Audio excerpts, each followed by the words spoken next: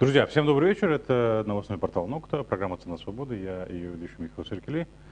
Сегодня вторник, 18:00, и, как обычно в это время, на YouTube-канале и в Facebook-страничке новостного портала Нокта выходит программа «Цена свободы», где мы обсуждаем важные вопросы, которые влияют на нашу с вами жизнь, а также ту цену, которую мы платим за свободу, которая у нас сегодня есть, и для того, чтобы ее сохранить и развить дальше и оставить будущим поколениям.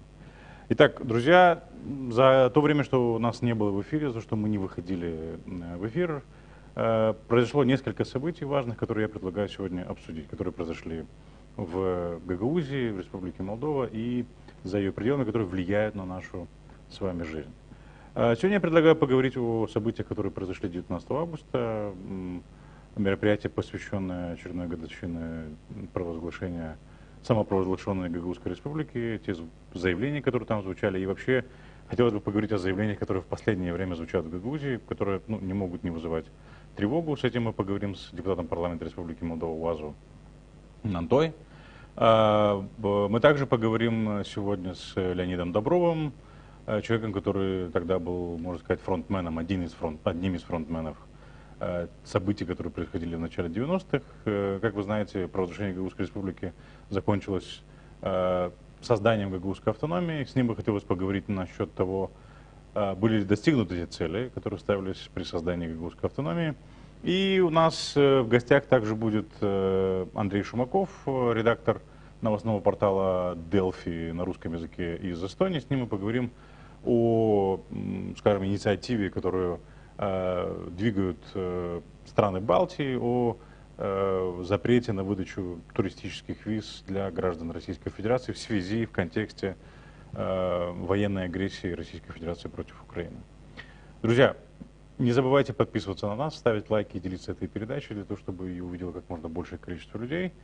Я предлагаю перейти к первой теме. У нас на связи по скайпу Уазу Нантой, депутат парламента от партии ПАС. Господин Нантой, здравствуйте, слышите ли в студии? Добрый день. Традиционно хочу подчеркнуть, что я буду высказывать свою личную точку зрения. Безусловно. То есть, понятное дело, что это личная точка Уазу Нантоя. Да, спасибо, что обратили на это внимание. Важно это уточнить. Итак, господин Нантой, вы, безусловно, наблюдаете и следите за тем, что происходит в Гагаузии. Я так понимаю, не только сейчас, но и в последние 32 года, что происходит в Гагаузии. Как вы расцениваете последние события и заявление о том, что Гагаузия — это российская земля, намеки на отделение и угрозы бойкота выборов? О бойкоте выборов мы слышим уже 32 года.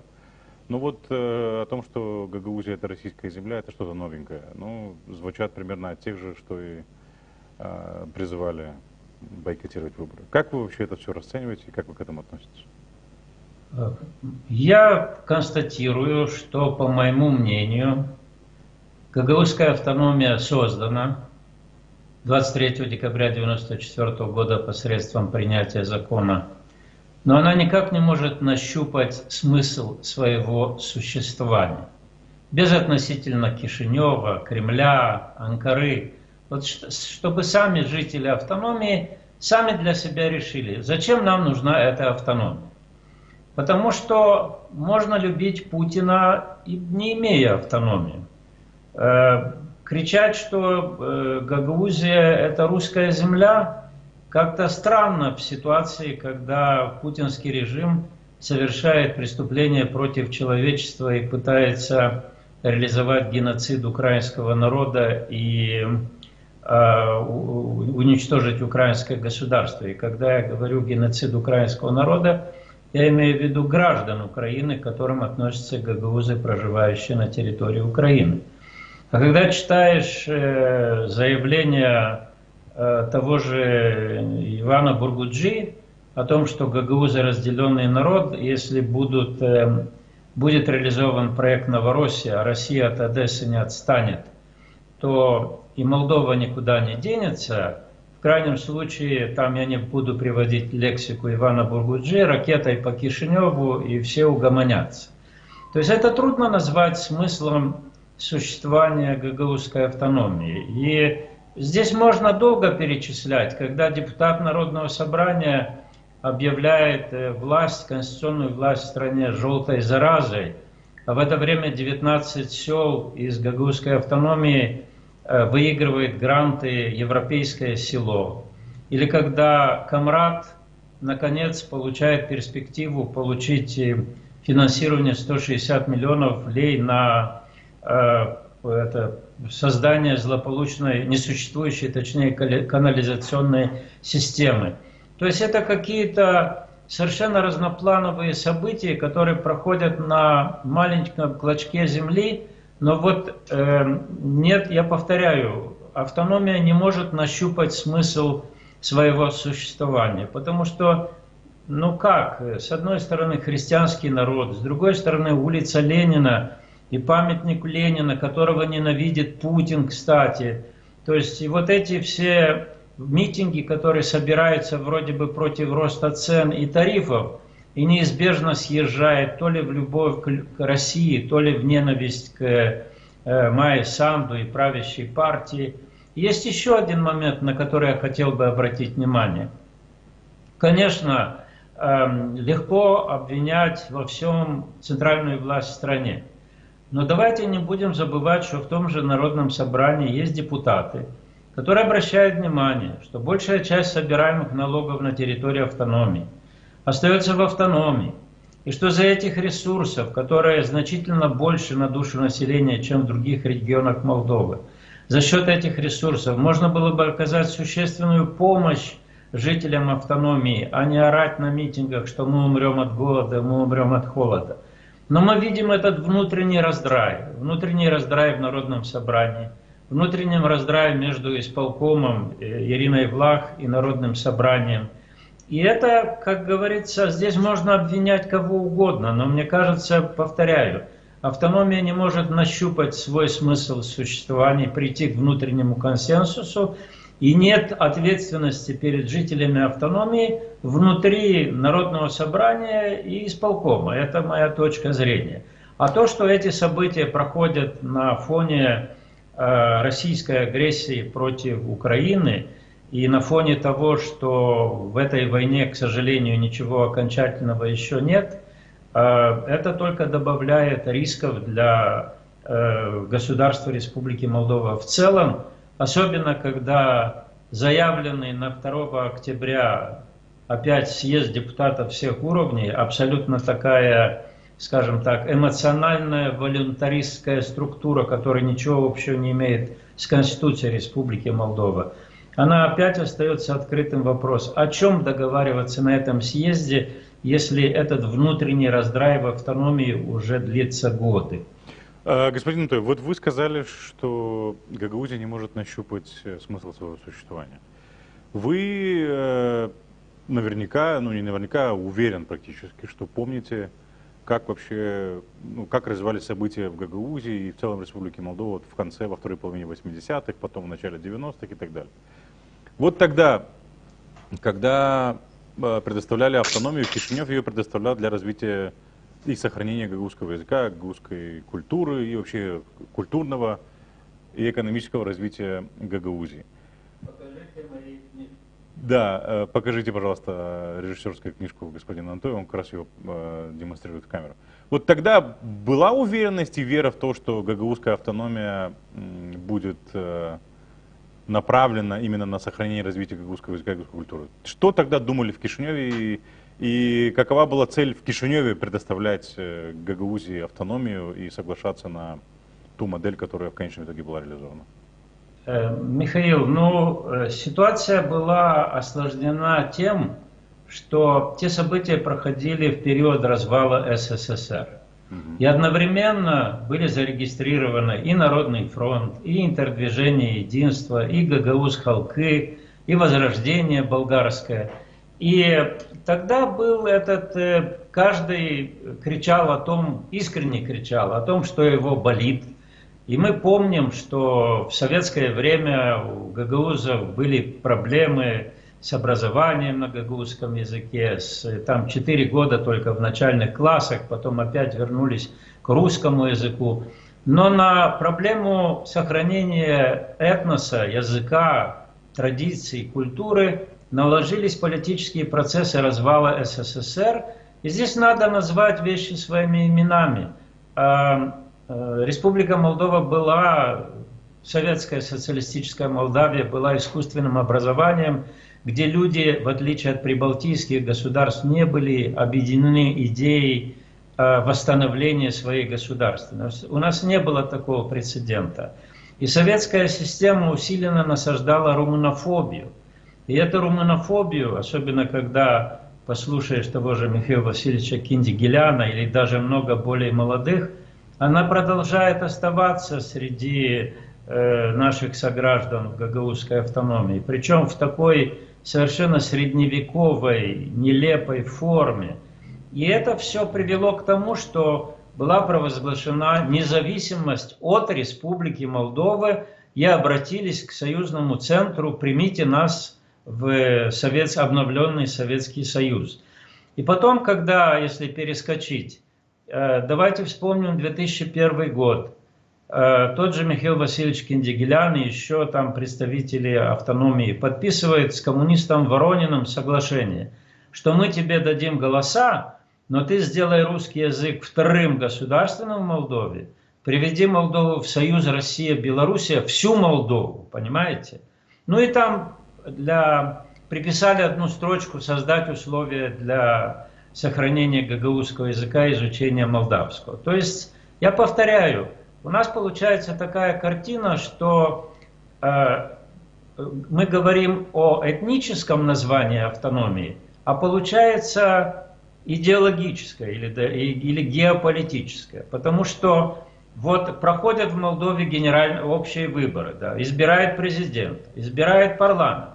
И все знают, какую позицию имел Игорь Додон и какую позицию имела Майя Санду в качестве кандидата. Но почти 1 миллион граждан Молдовы голосуют за Майю Санду. И теперь возникает проблема. А с нами не посоветовались. Уважаемые сограждане, Республика Молдова – унитарное государство. Да, это сложное унитарное государство, в нем есть автономия.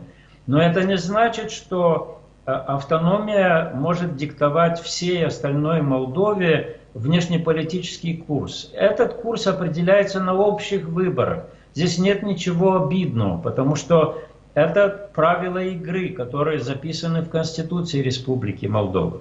И вот эта вечная обиженность и в то же время неспособность сконцентрироваться на решении проблем жителей автономии, она, мне кажется, очень сильно мешает. Здесь я только могу добавить, что тот же закон 1994 года, там провозглашено 3 официальных языка.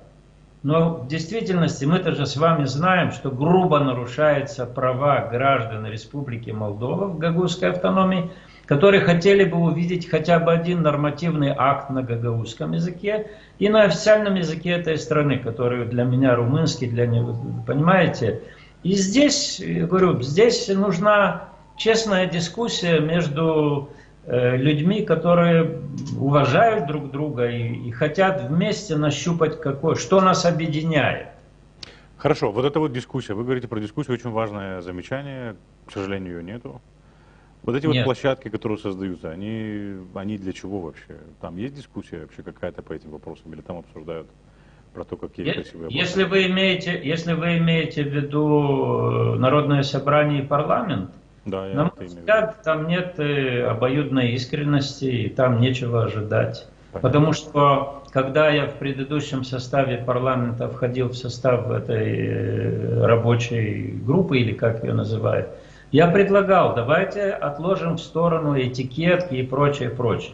Вот давай напишем на бумаге исключительные полномочия автономии, совместные и исключительные полномочия центра. Но давайте пропишем их на бумаге, чтобы мы знали, как мы видим совместное существование. Этого нет. Дайте нам 5 мест, а почему не 51? Я не могу понять. Дайте нам налоговую, а почему налоговую? Понимаете, это что? Понимаете, а про деньги говорить не хотим. Деньги наши, и поэтому у нас гиперраздутый бюрократический аппарат, если верить счетной палате, На один только бензин 2 машины Ирины Влах тратят 2 тонны бензина в месяц, а ее зарплата в 1,5 раза выше, чем у президента страны. Хорошо, вот это вот ощущение дежавю, во всяком случае, у меня возникает, хотя я тогда был еще пацаном, маленьким, 8 лет, да, мне было. У вас не возникает ощущение дежавю, когда вы видите и наблюдаете то, что происходит в Гагаузии? Вот эти призывы, вот эти заявления, которые звучат на митингах, которые звучали... Это хуже, чем дежавю, потому что был 2014 год, аннексия Крыма, проект Новороссия, и я глубоко убежден, что так называемый референдум 2014 года это был элементом сценария по созданию республики Буджак. И когда в 2015 году тот институт, где я работал, реализовал опрос общественного мнения на юге, то 41% жителей Гагаузской автономии знали про проект республики Буджак. И это была провокация, заготовленная, исходя из того, что Украина не устоит как государство, и будет создана эта республика Буджак с участием населенных пунктов, преимущественно населенных гагаузами из Одесской области и так далее, и так далее. Сейчас, конечно, вот опять же остается ждать, как будет развиваться ситуация в Украине и что будет 2 октября, с какими заготовками придут на этот пресловутый, я подчеркиваю, антиконституционный не в смысле, что он плохой, но он не может иметь юридической силы. Это, скажем так, посиделки. Хорошо, Донматэ, риски остаются. Да, вот здесь хотелось буквально на секундочку остановиться. То есть, правильно я понимаю вас, что 2 октября, поскольку назначено и анонсирован этот съезд депутатов всех уровней, есть ожидание, что что-то может произойти в Украине, или как минимум, там, я не знаю, ожидание того, что там российские войска могут продвинуться и как раз готовят почву для возможного развития сценария. Я правильно понимаю или нет? Нет, я не пошел бы по такому сценарию, потому что это, скажем так, я все-таки исхожу из того, что путинский режим уже проиграл, он завяз в Украине. Да, Украина платит страшную цену. Мы услышали цифру 9 тысяч военнослужащих, почти 400 детей, 14 миллионов перемещенных лиц и беженцев, разрушенная страна, но Украина борется. И я неоднократно говорил, что только военное поражение путинского режима является гарантией для безопасности Республики Молдова. И поэтому я не исхожу из того, что дату 2 октября назначили по согласованию с Верховным главнокомандующим Российской Федерации Владимиром Путиным. Я не знаю, чем определялась эта дата, но риски существуют, потому что, я повторяю, война непредсказуема, мост через Лиман в Затоке разрушен, то есть Россия не останавливается, мы смотрим, что происходит вокруг Запорожской атомной электростанции и не только. Поэтому я считаю, что это абсолютно безответственный и рискованный шаг, даже если отбросить вот такие тяжелые гипотезы на предмет того, что это согласовано с кем-то или по заданию кого-то. Ну и, наверное, последний вопрос. Понятное дело, вы неоднократно, и я с этим, наверное, не наверное, а однозначно согласен, что как бы будущая независимость и суверенитет Республики Молдова в будущем зависит от того, выстоит Украина или нет. А что же молдавское государство? То есть, как с этим быть? По поводу, мы видели, никакой реакции в Кишиневе нет, и как долго это вообще может продолжаться? Вы имеете в виду на съезда? Ну, на идею этого съезда заявления, которые, ну, часто звучат очень достаточно такие. Или Кишинев это не беспокоит, с вашей точки зрения? Вы знаете, я не буду, я вам не скажу за всю Одессу и за всю власть, но я очень надеюсь, что тот же канал ГРТ в ближайшее время несколько изменит свою редакционную политику, и на этом канале появятся представители власти не для того, чтобы хвалить себя, а для того, чтобы информировать жителей автономии, как власть готовится к зиме, что делается для того, чтобы тарифы за газ не превышали те, которые были заплачены предыдущей зимой. чтобы прекратились эти демагогические вопли, что мы умрем от голода, мы умрем от холода, власть ничего не делает, и Майя Санду – это тупая путинская провокация, подхваченная Ириной Влах и прочими там, не говоря уже про Додона и Кику, что Майя Санду должна поклониться в ножки Владимиру Путину и выторговать дешевый газ для Молдовы. То есть я все-таки рассчитываю на активизацию диалога и с тем, чтобы погасить этот градус демагогии, чтобы призвать к ответственности тех политиков, которые есть в гагаузской автономии, и все-таки избежать тех крайностей, которые не приведут к добру ни для кого, ни для Кишинева, ни тем более для жителей автономии. Да, но мы в Гагаузии наблюдаем, ну, как бы идеологию, может быть, да, какие-то идеи нынешней власти формируют те же самые гагаузские, если их можно назвать, ястребы, которые были в начале 90-х, и которые, насколько я знаю, выступали против, скажем, реинтеграции в страну, тот же Бургуджи, тот же Киндиглян, то есть они сегодня же выступают на том же съезде и, как бы, я так понимаю, делают, влияют на все это. Да, и печально сознавать, что тот же Иван Бургуджи числится в качестве советника, если мне не изменяет память, Дмитрия Константинова. Возникает вопрос, это что, подачка для того, чтобы Ваня Бургуджи имел зарплату, или он действительно влияет на позицию Народного собрания и председателя Народного собрания? Я не сторонник паникерских сценариев, алармистских сценариев, по той простой причине, повторяю, Путин завяз в Украине, и я все-таки считаю, что Кишинев в этом случае должен инициировать более интенсивный диалог с автономией, причем, я повторяю, это не сводится к той межпарламентской или, как она называется, рабочая группа. Это именно с различными сегментами жителей из автономии, с тем, чтобы успокоить страсти, предупредить худшие сценарии. И в то же время я считаю, что в самой автономии думающие люди должны задаться вопросом, зачем существует автономия. Потому что когда Народное собрание вдруг воспылало любовью к этой колорадской ленточке, то я про себя подумал, что это не Народное собрание гагаузской автономии, это партизанский отряд имени Владимира Владимировича Путина в тылу молдавского врага. Потому что ну, это совершенно демагогическое, безответственное поведение было. И с этим пора кончать, потому что, с одной стороны, 23 июня для нас открывает перспективу постепенной модернизации страны на пути приближения к Европейскому Союзу. Я повторяю, 19 сел, невзирая на так называемый референдум 2014 года, не отказались от европейских денег, от европейское село. Ну, это не будем называть проституцией, что днем любим Путина, а ночью идем налево. Да. Но, да, я не хочу много времени занимать. Мы понимаем сложность ситуации. Я все-таки рассчитываю, что мы избежим крайностей.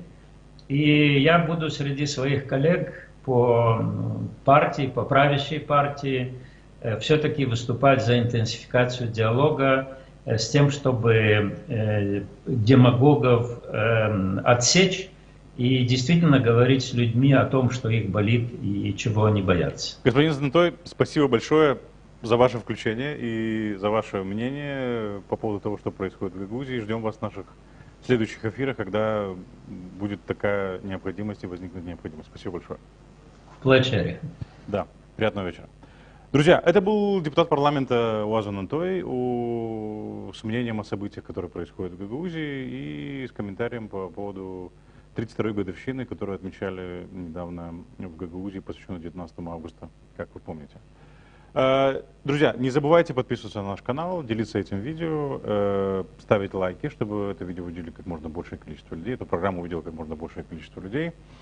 Я предлагаю перейти к нашей второй теме. Это тема международная, связанная, вы видите, дискуссии, которые происходят в последнее время в информационном пространстве, это призывы к прекращению выдачи виз гражданам Российской Федерации, туристических виз в Европейский Союз.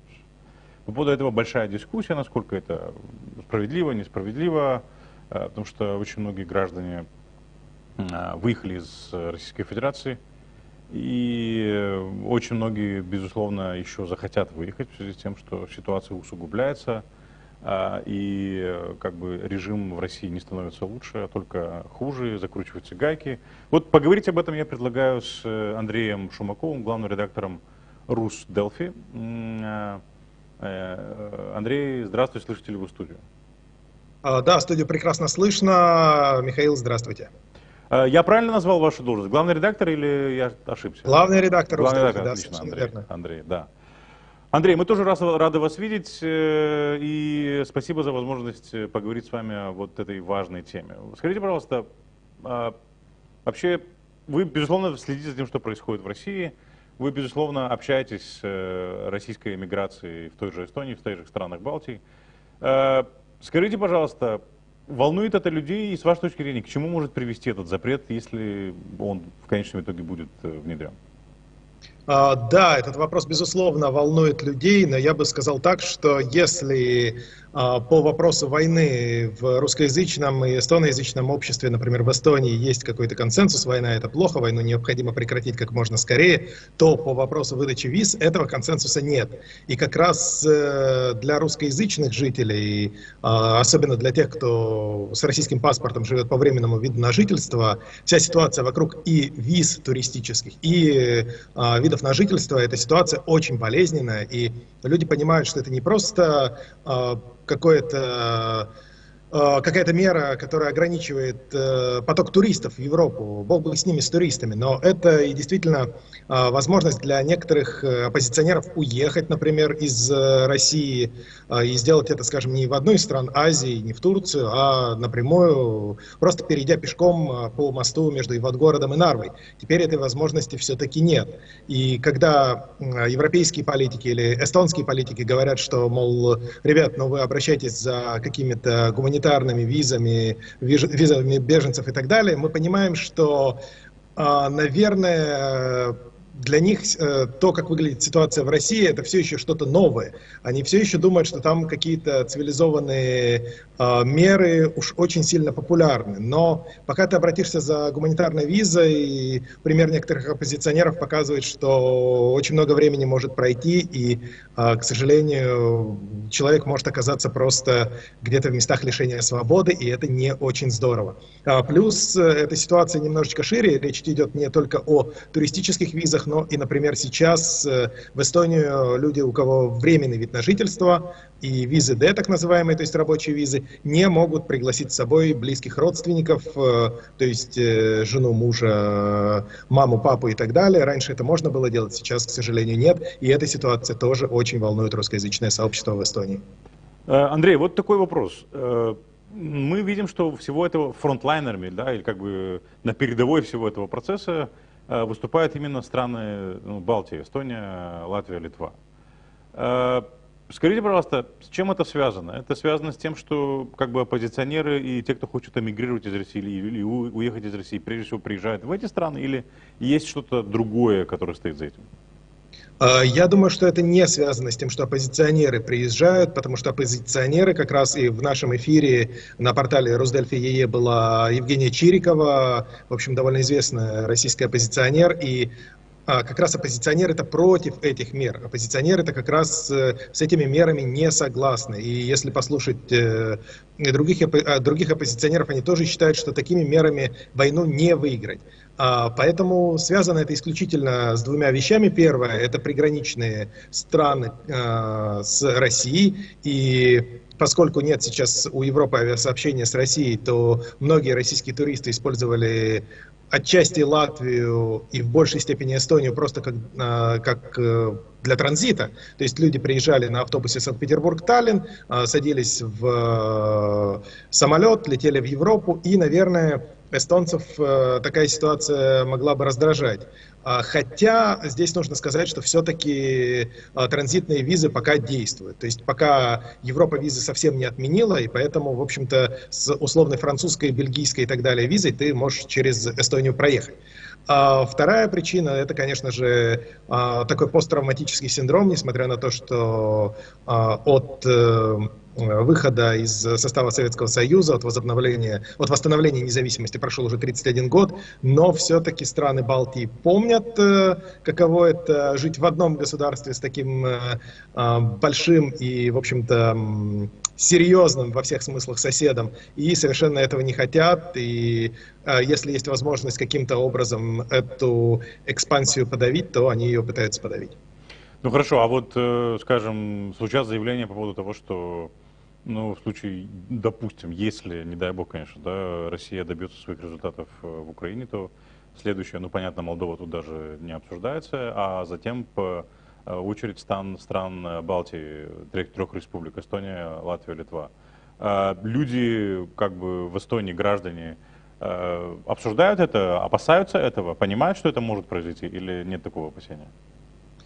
Такие опасения есть, но я бы не связывал эту проблему с проблемой виз, потому что, как известно, танки виз не спрашивают.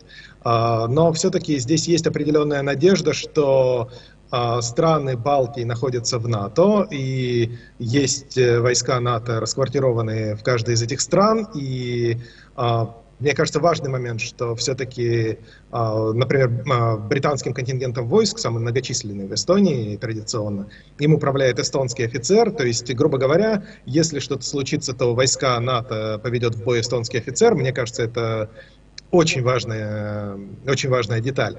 Так вот, все-таки, да, разговоры ведутся, но они такие все-таки разговоры через призму того, что нам пока не грозит прямая военная угроза, но если что, то мы, в общем, то мы готовы, да, то мы готовы. Но, конечно, никто не хочет войны, понятное дело. Понятное дело, да. Слушайте, вот такой вопрос. Мы все знаем, что вот в Эстонии как бы достаточно большое русскоязычное сообщество, да, по-моему, примерно достаточно большое, больше, чем в Литве. Ну, в Латвии примерно такая же ситуация. Соизмеримая с латвийским, да. Соизмеримая, да, пропорционально, если мы говорим, да. А вот как бы в Молдове не секрет, что русскоязычное пророссийское сообщество тоже большое, и очень большое количество людей, солидаризирующихся сейчас, к сожалению, с российской агрессией в Украине. Как обстоят дела с этим в Эстонии, если можно пару слов?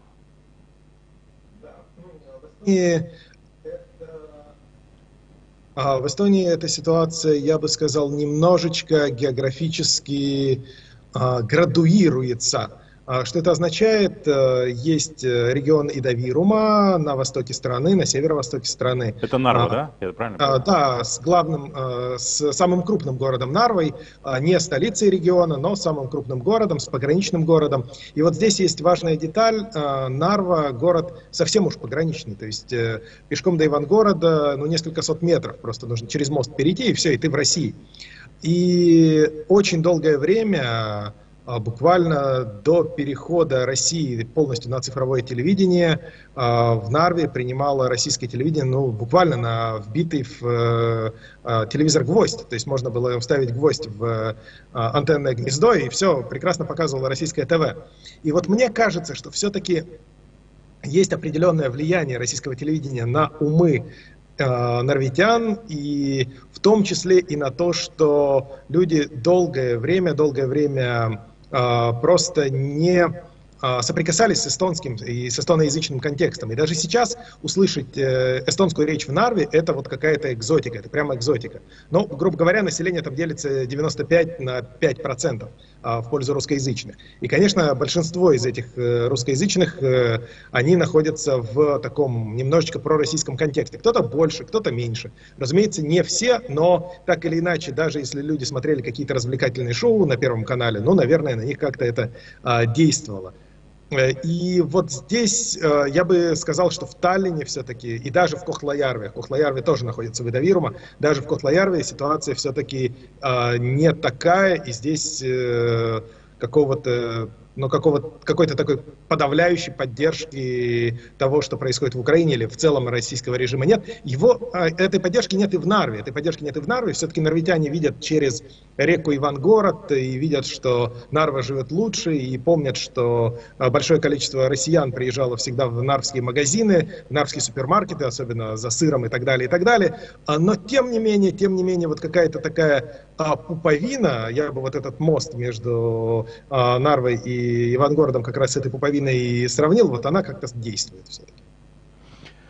Ну и не могу не спросить, если вы не против, поговорите вот по последним, недавно было, пару дней назад, убийство дочери Дугина, да, в России, и российские спецслужбы сразу заявили о том, что, якобы это были люди, которые пересекли эстонскую границу, да, то есть спецслужбы. Вот как вы расцениваете эту версию, в связи с чем это было заявлено? Ну там, понятно, там была попытка приплести это к полку Азов, да, который является частью у нас гвардии, и представить, что это как бы люди, я так понимаю, что это готовится к предстоящему судилищу над бойцами полка Азов, которые попали в плен, те, которые защищали Азовсталь. Но в целом, вот эта попытка, не знаю, там, дискредитировать кого-то, что-то с вашей точки зрения российских спецслужб, или в связи с чем это связано? Мне тут сложно гадать, в целом не с таким большим количеством стран недалеко от Москвы граничит Россия. То есть машина могла уехать в Эстонию, могла уехать в Латвию. Как раз, кстати, или в Беларусь, да? Да, я имею в виду все-таки европейских стран, потому что, наверное, Беларусь придется еще насквозь потом проезжать.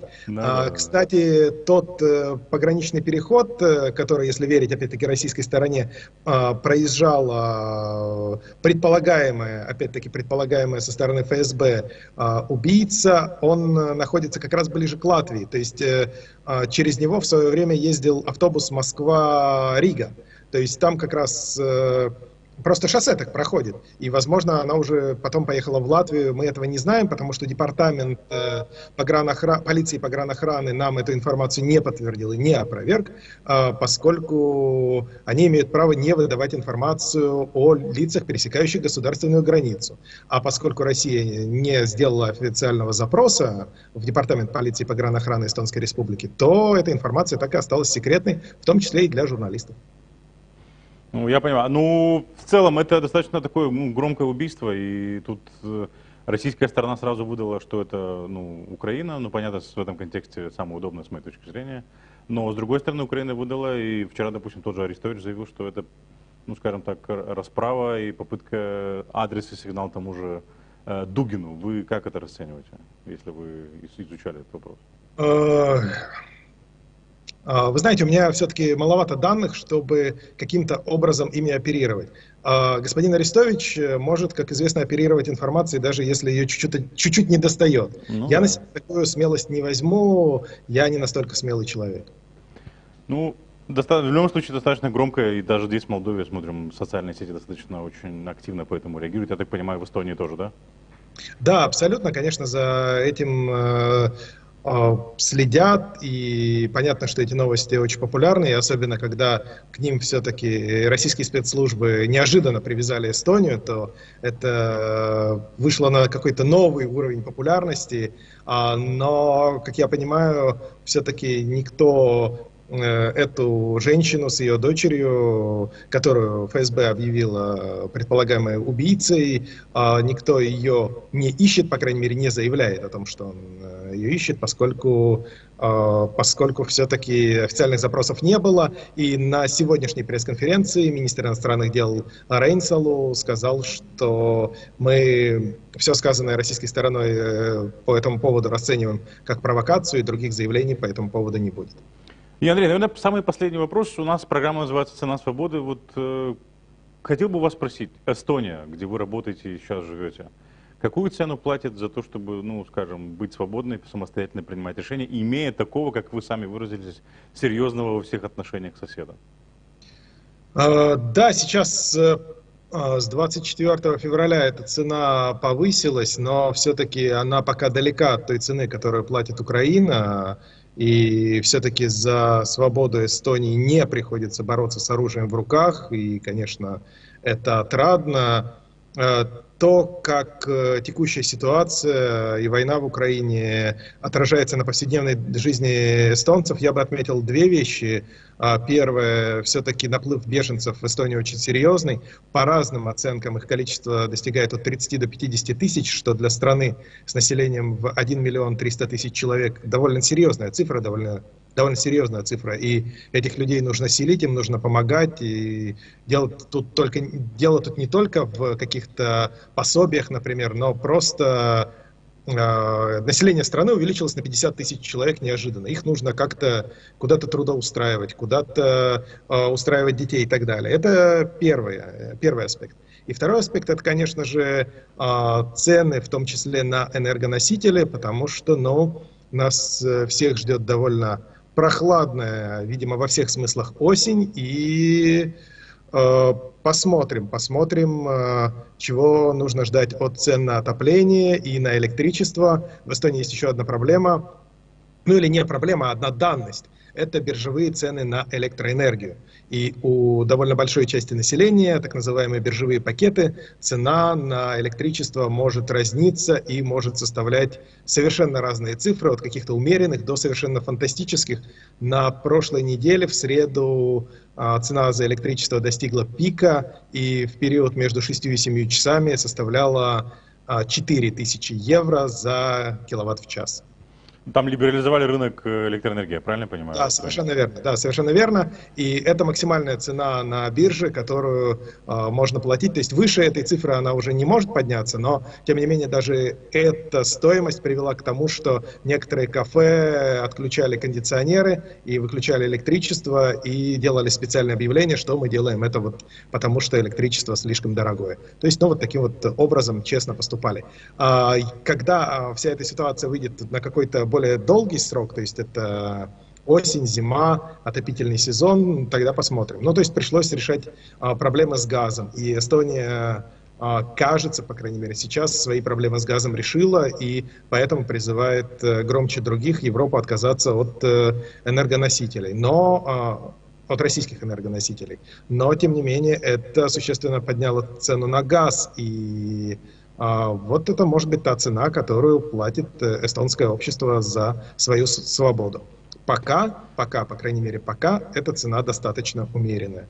Но посмотрим. Андрей, я благодарю вас за то, что вышли в эфир и поговорить с нами. Ждем вас в следующих наших эфирах для обсуждения новых и других тем, которые возникнут. Спасибо большое. Спасибо, Михаил. Всего доброго. Всего доброго. Приятного вечера. Друзья, это программа «Цена свободы». Я ведущий Михаил Серкелей. Не забывайте подписываться на наш канал, не забывайте подписываться и делиться этим видео, ставить лайки для того, чтобы увидело как можно большее количество людей. Мы говорили в первой части передачи с Уазом Антоем о событиях, которые происходят в Гагаузии. Во второй части передачи с Андреем Шумаковым, главным редактором русскоязычной версии Delphi в Эстонии, да, о цене, которую платит Эстония. Как вы как вы слышали, достаточно высокая цена, если мы говорим о цене, но в любом случае не выше той, которую платит сегодня Украина жизнями своих граждан и инфраструктурой, которая разрушается. Да. Надеемся, что весь мир как можно скорее выберется из этой сложной ситуации, в которой все мы оказались, и Украина сможет отстоять свою независимость, свою территориальную целостность и суверенитет. Мы готовы поговорить о третьей теме с нашим третьим гостем, который у нас в студии. Через буквально несколько мгновений мы сможем представить его. Поговорить мы хотим о 32-й годовщине провозглашения Гагаузской республики. Говорить мы будем с Леонидом Добровым, который тогда стоял, скажем так, во главе всех протестов, которые происходили в Гагаузии, с мегафоном и призывал людей выходить на протесты, практически пробивали дорогу к созданию гагаузской автономии. Камарадский государственный университет благодаря этому существует. И человек, который, скажем так, был одним из лидеров движения Гагаузской халкы и выступал за сохранение и развитие гагаузского языка. Господин Добров, рад вас видеть в нашей студии. Здравствуйте, добрый вечер. Добро пожаловать. Мы с вами говорили уже на этой теме. Сегодня очередная, скажем так, годовщина, очередной повод поговорить об этом. Да, конечно. Господин Добров, 32 года, да, 19 августа 90-го года произошла Гагаузская республика, после чего стало возможным создание Гагаузской автономии. Вы, насколько я понимаю, были среди тех людей, которые призывали, что необходимо договариваться с Кишиневым и находить путь совместного существования. Вот 32 года спустя Гагаузская автономия существует 28 лет, если я не ошибаюсь, да. Вот с вашей точки зрения, были достигнуты те цели и вообще какие-то идеалы вполне возможно были у вас тогда, какие-то цели, какие-то видения, удалось ли их достичь, господин Добров? Гагаузской автономии, и вам лично. Во-первых, я был прежде всего самым главным экстремистом, который призывал к провозглашению независимой Гагаузской республики. Это после того, когда мы провозгласили в 1989 году ГАССР составим СССР, и нам отказали в Кишиневе утверждение нашей автономии. Потом я начал призывать к провозглашению независимой, что и случилось 19 августа 90 года. Потом осенью 90 года по призыву тогдашнего премьер-министра Мирчи Друк на нас наехали волонтеры, огромное количество волонтеров. Целую неделю гагаузы оборонялись. Ну, были разные случаи. К нам подъехали на помощь сначала из Приднестровья, а потом МВД СССР ввело свои войска под руководством генерала-лейтенанта Зайцева. Это было в октябре 90 года. Когда уже волонтеры отошли, и наступил 91 год, о гагаузах уже заговорили в Советском Союзе многие, и первые лица в том числе, и Горбачев, тогдашний генеральный секретарь ЦК КПСС. И когда наступил 91 год, мы с Тавшамджи вдруг неожиданно оказались в оппозиции к руководству Гагаузской республики. В связи с чем? В связи с тем, что мы осознали, что в Советском Союзе, тогда еще существовал Советский Союз, нашу независимую Гагаузскую республику никто не утвердит ни в Москве, ни в Кишиневе. Поэтому мы с Тавшамджи предложили проект автономного территориального образования Гагаузии в составе Молдовы. Мигом мы стали предателями здесь, в Камрате и во всей Гагаузии, и фантазерами в Кишиневе. Но, идя наперекор судьбе, я именно тогда стал выпускать газету под названием «Гагаузия». Первый номер вышел 6 июня 1991 года. Предвосхищая название будущей автономии, да? Предвосхищая и, прежде всего, закладывая программирование подсознания людей, что такая форма автономии в составе Молдовы имеет право на существование. Прежде всего, людей в Гагаузии. Да, прежде всего, да. И вот эта газета стала выходить. Эту газету рвали в клочья на очередных съездах депутатов всех уровней. Мне угрожали, Тавшамджи угрожали. Мне приходилось тогда, уже мэром города являясь, ходить с оружием, которое я получил официально. Чтобы защищать себя. Да, чтобы защищать себя.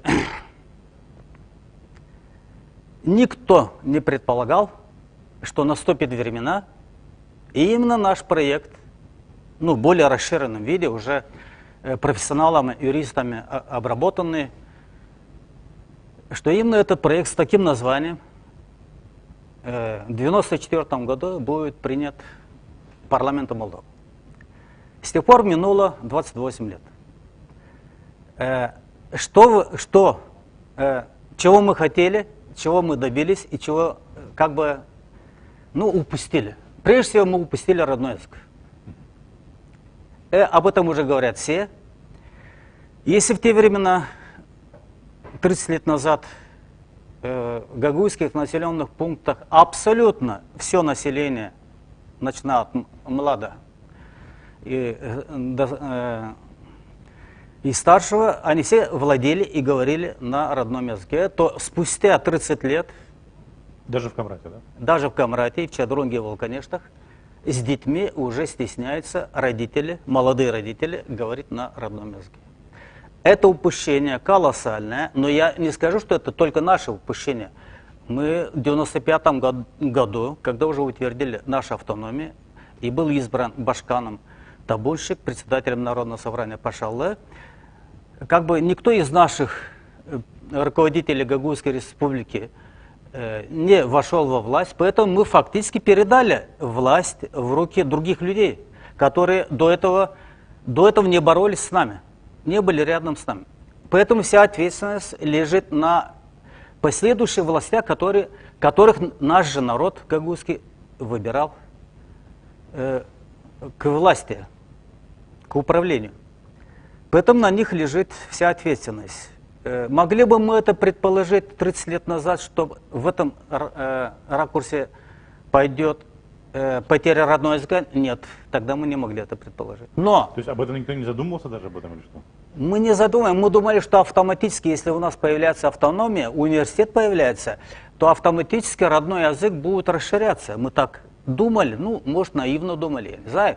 У нас не было опыта политического такого управления и работы в таких областях, в таких сферах. Поэтому мы не могли предположить, что произойдет через 10, 20 или 30 лет. Реальность оказалась немножечко иная. То есть это упущение. Достижение. Все-таки у гагаузов хотим мы, то нравится нам Башканы или депутат Народного собрания, не нравится. Но автономия в составе Молдовы существует де-факто. В отличие от Приднестровья, который на 2 недели позже провозгласили ту же независимость и до сих пор удерживает эту независимость, не признанную никем, в том числе и Россией. То есть, если даже сравнивать гагаузскую автономию в составе Молдовы с Приднестровьем, никем не признанной, то мы в любом случае в лучшем находимся в намного лучшем положении, чем даже непризнанное Приднестровье. Посмотрите, особенно сейчас с этими изменившимися ситуациями, как их со всех сторон прижали. И неизвестно, где они окажутся завтра-послезавтра. А худо-бедно мы, гагаузская автономия, нравится нам Башканы, не нравится, или депутаты, нравится нам президент Молдовы, не нравится. Худо-бедно у нас процесс идет мирный. Даже если мы очень резко на каких-то митингах критикуем центральную власть или власть автономии.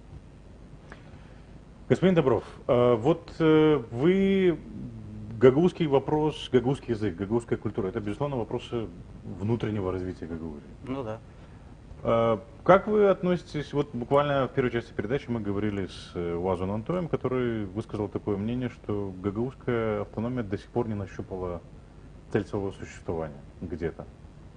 С другой стороны, мы видим, что гагаузская автономия больше озабочена, и власти, и политические лидеры, которые выходят на те же митинги, больше озабочены геополитикой, чем вопросом внутреннего развития.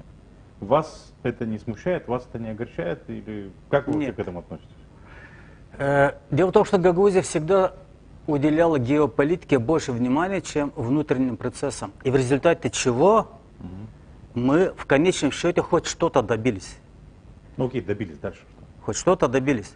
А если слушать постоянное выступление Уаза Антоя по отношению к Гагаузии и Приднестровья, то это получится, что их вообще надо уничтожать и как гагаузов, так и приднестровцев, так как они не нравятся одному Уазу Антою.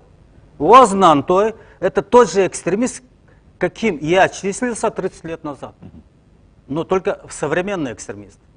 Я еще удивляюсь, как ему еще позволяет выступать на телевидении. Я еще удивляюсь его такими взглядами, экстремистскими. В смысле, я понимаю, государство. Я понимаю, но его высказывания, даже высказывания, просто высказывания, очень ущемляет достоинство гагаузов, ну и Приднестровья. Приднестровье. И я просто удивляюсь, почему никто до сих пор на него не подал в суды. Просто удивляюсь. Ну, достоинство оно либо есть, либо нет. И как бы слова на то, если оно есть, вряд ли ущемляет достоинство. Знаете, как говорят. Сколько бы он ни говорил. Ну, я не адвокат Нантоя, конечно, но как бы, да, окей, вы сказали, да. Есть, вот с вашей точки зрения, Гагаузия нащупала, я вот этот вопрос хотел вам задать. Гагаузия, с вашей точки зрения, нащупала смысл существования или нет? Конечно. Конечно, гагаузский народ, гагаузская автономия давно нащупала, еще не была утверждена наша автономия, она уже прощупала. О них начали говорить, к нам начали приезжать, в том числе и президент Турции, и впоследствии и другие президенты. То есть нас начали ставить в один ряд с другими малочисленными народностями на тот период. И в результате, как бы, если исходить из того, что когда-то гагаузы имели огромное огузское государство, ну и другие исторические были мощные державы, и в конце концов их рассеяли времена, исторические времена их так рассеяли, что компактно они остались проживать именно на юге Бессарабии. Бессарабия, я имею в виду и южная часть Украины. Молдова и южная часть Украины.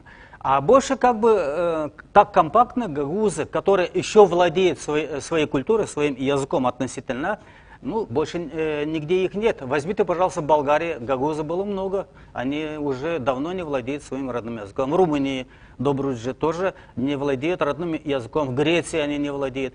То есть фактически гагаузы, как этническая народность, они остались проживать именно в составе Бессарабии. Поэтому мы реально, действительно чего-то добились. Хорошо, господин Добров, вот если вы говорите, что Гагаузия нащупала свой путь, вы могли бы его, там, не знаю, выразить и характеризовать? Вот гагаузский путь, он в чем?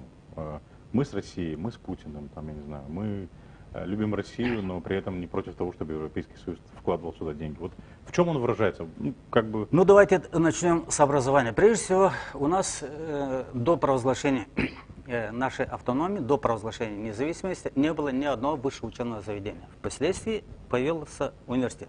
Кадров на сегодняшний день было выпущено немало. И это достояние народа. Прежде всего. Ну, и уточните, пожалуйста, именно ваше направление мысли, какое вы хотели сейчас, чтобы я ответил. Нет, я имел в виду, какой путь, какой смысл существования гагаузской автономии? Да. Смотрите. Если вы сказали, что мы его нащупали, то в чем он? Мы в те времена, до распада Советского Союза, на митингах постоянно выступали за сохранение СССР.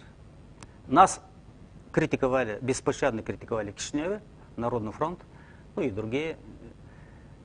Тем не менее, так исторически сложилось, что Советский Союз все-таки исчез. Мы остались чуть-чуть наивными в истории, что мы выступали за сохранение Советского Союза, так как Союз исчез. Теперь гагаузы выступают, в основном гагаузы, ну 98%, если верить результатам референдума 2014 года. В основном гагаузы выступают за пророссийский вектор.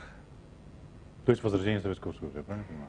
Не совсем возрождение Советского Союза. Лично я, например, выступаю за Евро-Русь-Ире, насколько вам известно. То есть объединение европейских и российских земель по принципу Евросоюза с кратким названием Евро-Русь-Ире и со столицей в городе Камрат.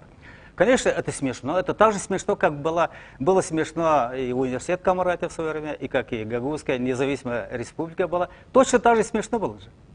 Поэтому я с удовольствием смеюсь с теми, кто смеется с меня. То есть я как бы не поддерживаю воссоединение Гагаузии с Россией. Лично я. Поэтому я на последних митингах не выступаю, если вы это заметили. Ну да. Последнее мое выступление на митингах было 14 февраля, за 10 дней до начала специальной военной операции России против украинцев. За 10 дней я выступил на митинге и предложил следующее. Не только Майя Санду виновата в повышении цен на энергоносители, на российские энергии. Не только Майя Санду, но и Путин вместе с ней одинаково виноваты. Так как без договоренности май санду с путем, не были бы так резко повышены цены. Поэтому я предложил тогда на митинге, обратите внимание, выйти с ходатайством к Народному собранию Гагаузии, чтобы они приняли решение обратиться в парламент Молдовы о выходе Молдовы из СНГ.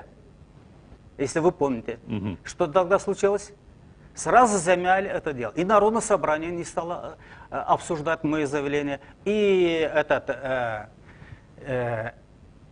примария Камрата, я подал и примария Камрата, в связи с тем, что город Камрат назначен культурной столицей СНГ 2023 года, и я предложил советникам обсудить этот вопрос. Стоит ли городу Камрата все-таки принять этот статус культурной столицы 2023 года с такими драконовскими ценами? И примария Камрата точно так же отклонила мое заявление. Но так как через 10 дней началась война, я не стал настаивать на рассмотрении моих заявлений. Это было бы слишком, ну, с моей стороны, может быть, даже неделикатно. Хорошо, вот в заключение вот этот вопрос. У вас не возникает ощущение дежавю, вот эти вот иногда звучат, ну, такие призывы, что можем там отделиться, можем повторить и так далее. Вы как к этому относитесь? Я отношусь к этому абсолютно нормально, так как эти призывы звучат от отдельно взятых граждан. Все мы, как бы сказали, цена свободы. Нам то имеет право оскорблять гагаузов и приднестровцев, а отдельно гагаузы имеют право говорить такие призывы у микрофона на митингах. Здесь я не вижу ничего крамольного. Но, в общем-то, позиция Гагаузии, как вам известно, очень сдержанная, если взять официальную позицию Башкана, исполкома и Народного собрания Гагаузии. Таких призывов вы, я думаю, не слышали и вряд ли услышите. Хорошо, с вашей точки зрения, за этими протестами стоят руководство Гагаузии? Никто. Никто. Эти протесты точно так же, как и мы в 89-90 году, начинали абсолютно сами. Тогда райком партии, так сказать, был у руля. И мы все свои митинги проводили против райком партии, против местного райкома партии. Для чего?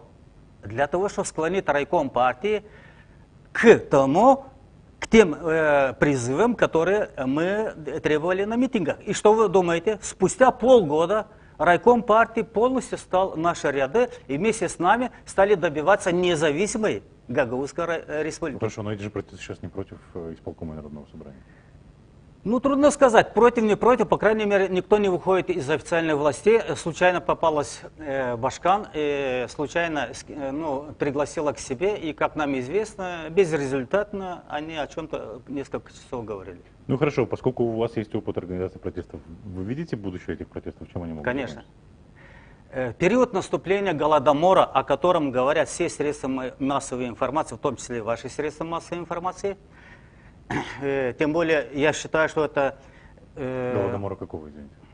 Ну, Голодомора, о котором говорят о том, что если из Украины не позволят вывести зерно, то во всем мире наступит Голодомор. Ну, вы же писали вот.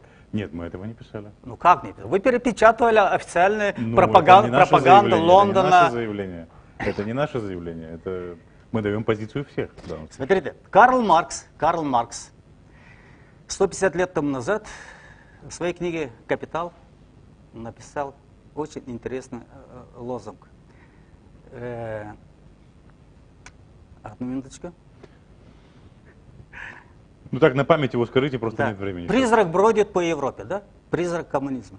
Что сказал его наследник, притом прямой наследник, Клаус Шваб. В 2030 году у вас ничего не будет из собственности, но вы все будете счастливы и радостны.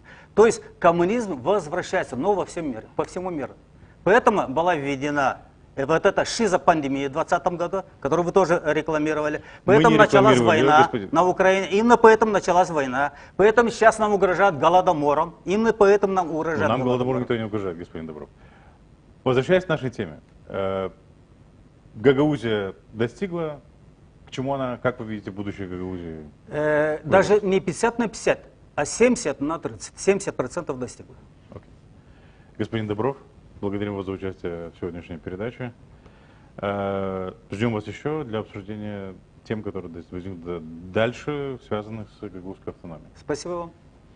Друзья, это «Цена свободы» была. Сегодня получилось так. Мы обсудили темы, которые связаны с Гагаузией. 32 года провозглашения Гагаузской республики, которая привела к созданию гагаузской автономии. Поговорили с Леонидом Добром, который был тогда, ну, если выражаться современным языком, фронтменом тогдашних протестов. Поговорили с Уазом Антоем, который наблюдал за этими процессами из Кишинева тогда и наблюдает за процессами в Гагаузии сегодня. Поговорили о запрете или идее, которая озвучивается в европейском пространстве и, скажем так, лидерами этой идеи являются Балтии, о запрете выдачи виз для граждан России, виз для въезда в Европейский Союз, прежде всего туристических виз и ряда других разрешений. Следите за сайтом Nokta, подписывайтесь на наш канал, делитесь этим видео, чтобы увидело как можно большее количество людей. Это была программа «Цена свободы». Я ее ведущий Михаил Стрекали. Увидимся в четверг. До свидания.